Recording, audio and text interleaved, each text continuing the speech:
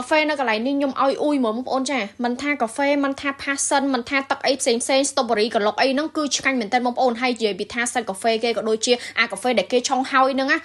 ឈ្ងុយពីដើមភូមិដល់ចុងភូមិហ្មងអត់ដឹងថាគាត់យកសាច់កាហ្វេអីយកមកធ្វើឲ្យបងប្អូនឈ្ងុយខ្លាំងមែនតើពពួកទឹកគឺមានទាំងអស់បងប្អូនចាមានតាំងពី green tea matcha ហើយស្អីគេកាហ្វេដូងកាហ្វេអីហ្នឹងគឺមានទាំងអស់បងប្អូននៅហ្នឹងឲ្យតែយើងកំងហើយកន្លែងគេទាំងអនាម័យនិងគុណភាពហើយចំពោះតម្លៃវិញគឺសមរម្យខ្លាំងមែនតើបងប្អូនចាហើយអនាម័យហ្នឹងក៏បានខ្ពស់ការរៀបចំកៅវិកខ្ចប់អីហ្នឹងគឺបានល្អខ្លាំងមែនតើហើយមានភ្ញៀវចូលមកច្រើនណាបងប្អូនចា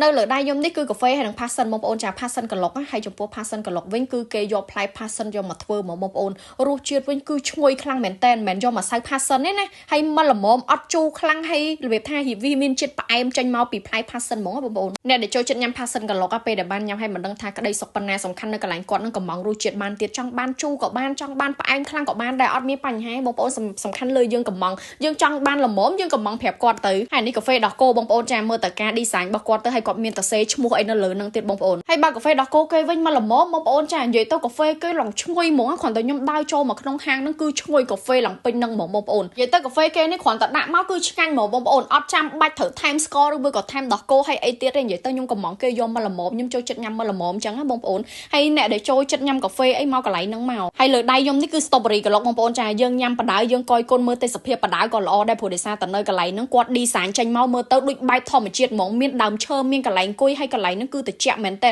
ចង់និយាយថាធម្មជាតិសុទ្ធហ្មងបងប្អូនហើយមើលភ្ញៀវចូលឡើងពេញហាងអ្នកដែលគាត់ធ្វើការអីអាចមកធ្វើការនៅកន្លែងហ្នឹងបានបងប្អូនចាអញ្ចឹងពេលព្រឹកឬមួយក៏ពេលថ្ងៃអីចេញមកពីណាអត់ដឹងទៅអង្គុយកន្លែងណាឬមួយក៏ចង់បានកន្លែងធ្វើការណាដែលធម្មជាតិ fresh អញ្ចឹងណាបងប្អូនមើលតែទីតាំងទៅចាបងប្អូនចង់ទៅអង្គុយនៅក្រោយហាងក៏បានចង់មកអង្គុយនៅមុខហាងដូចខ្ញុំមិញក៏បានដែរអានេះខ្ញុំអង្គុយនៅមុខហាងណាបងប្អូនមកម្នាក់ឯងក៏បានមកជាមួយនឹងដៃគូក៏បានមកជាមួយនឹងក្រុមការងារក៏បានដែរនិយាយទៅកន្លែងនេះគឺល្អខ្លាំងមែនតើ best ហ្មងអ្នកទាំងអស់គ្នា